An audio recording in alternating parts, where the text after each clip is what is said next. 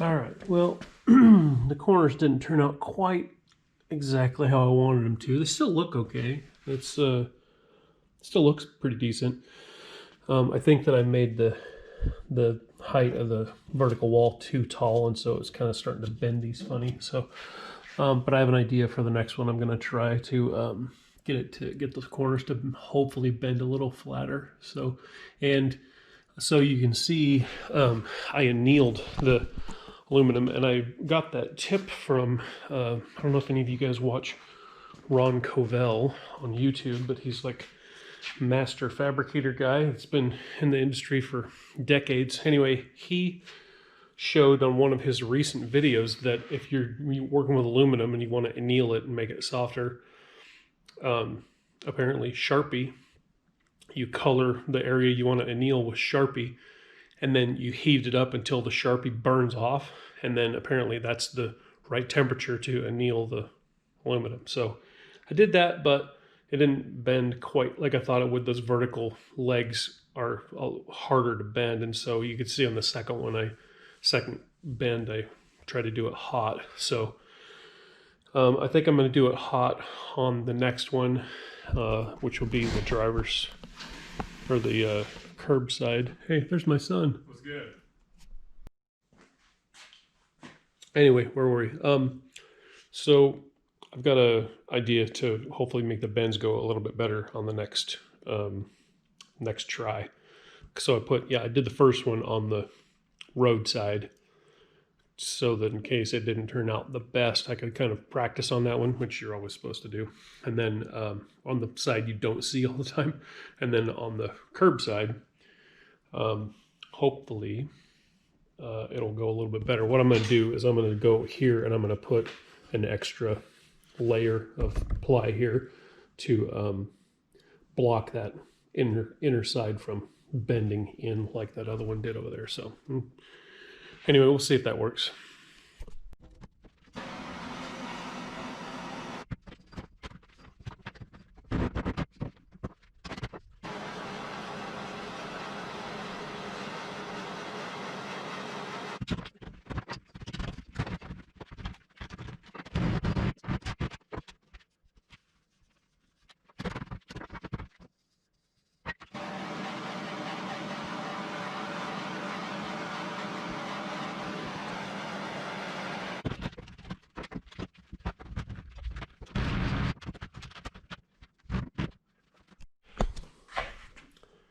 All right, that's what I'm talking about right there.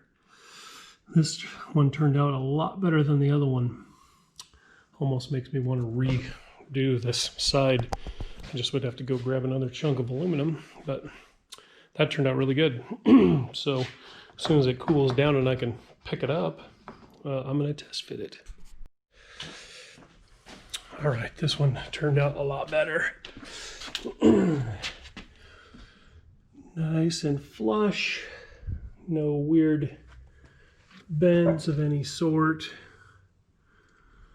That looks really good. So I think I'm gonna remake the first one because I just tried to heat it up and rebend it a little bit, and once that leg is stretched, that bottom, the way that it's stretched, it won't come back. So it's only like, I think the 6-foot chunks of aluminum are pretty cheap.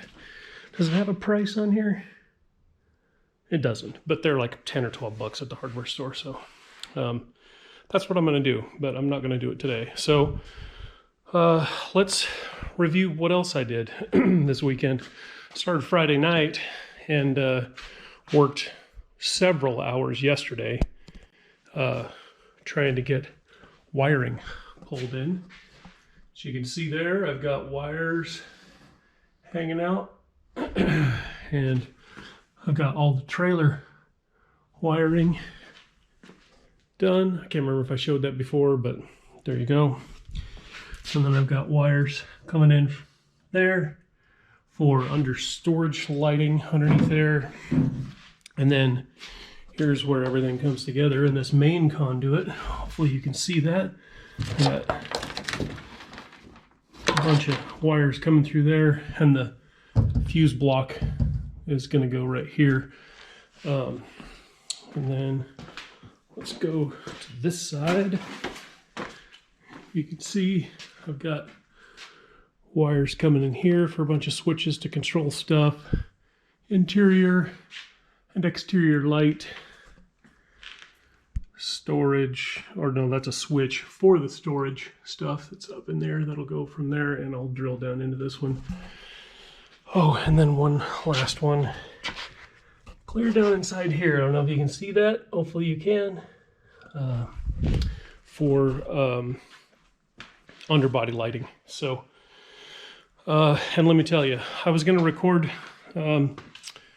some of the wire fishing duties, and it turned into a gigantic 2-day swear fest. So I didn't record any of it because getting the toughest run was these back here. That one wasn't, you know, that's just a short run across there, but from there down to here was quite difficult.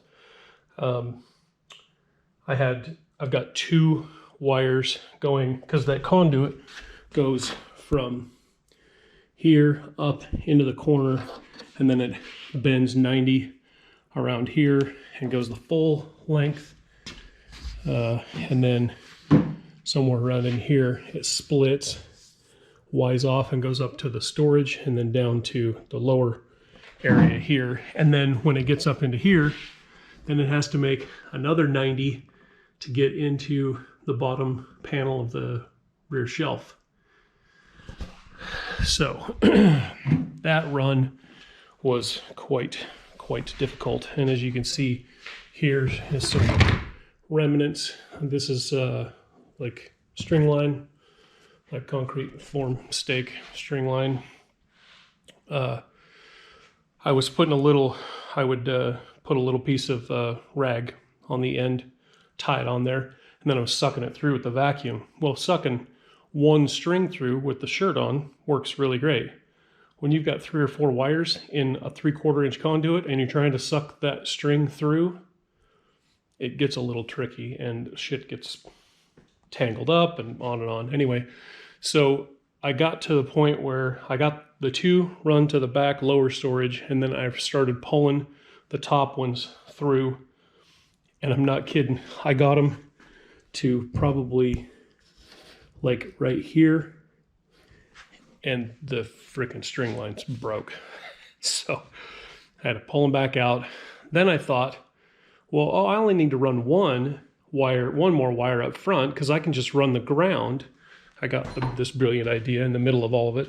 I can just run this ground from the shelf, you know, down to this junction and then down to here, and then ground those in the bottom storage on the back of the trailer back there.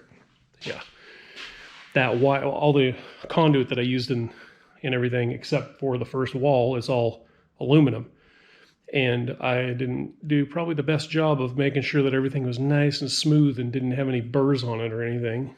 I tried to, but I missed some, obviously. So I absolutely could not get one from the shelf to the lower storage. So I had to scrap that. And then I pulled the blue wire back out that I had in there. And then I had to pull a blue and a black all the way forward. And I came up with a different way to connect the string to the wire, because I was just taping it and it would get part of the way through and then it would just pull out, which was a pain. So I actually got some ring terminals and chopped the ring off and like crimped everything and taped it, and then was finally able to get that one through. So then everything else went pretty smooth. The biggest run actually was that. So there was 4 going to that back corner, and then this run right here was the big one. This was 5 wires in this run,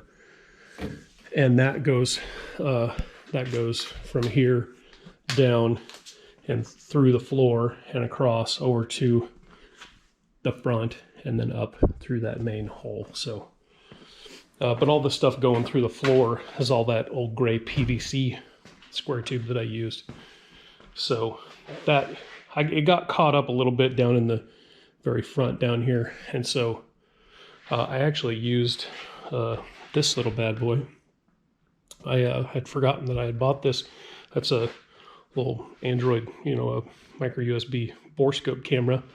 So I was able to stick that down in here and in a few spots and see what was kind of causing the problem. And anyway, it helped a little bit. So anyway, I'm rambling. I also got these exterior plates glued to the trailer.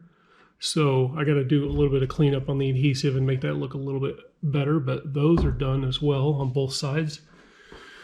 And I just went to my buddy Dirk's house. He saw the templates here for the fender trim.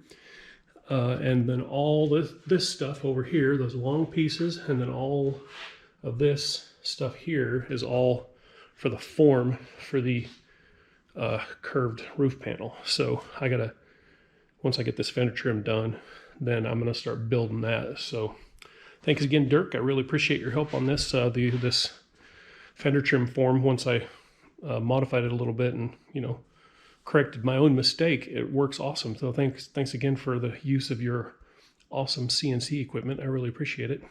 So yeah, the form's next, maybe next weekend. I can get that built, and then maybe the following weekend, I can get some extra hands in here and we can crank the electric heaters up and get the last panel laminated, last one. It's been 3 years since I started this project, so getting pretty excited to get it done. Anyway, I'm rambling. Appreciate everybody watching, and I'll see you guys next time.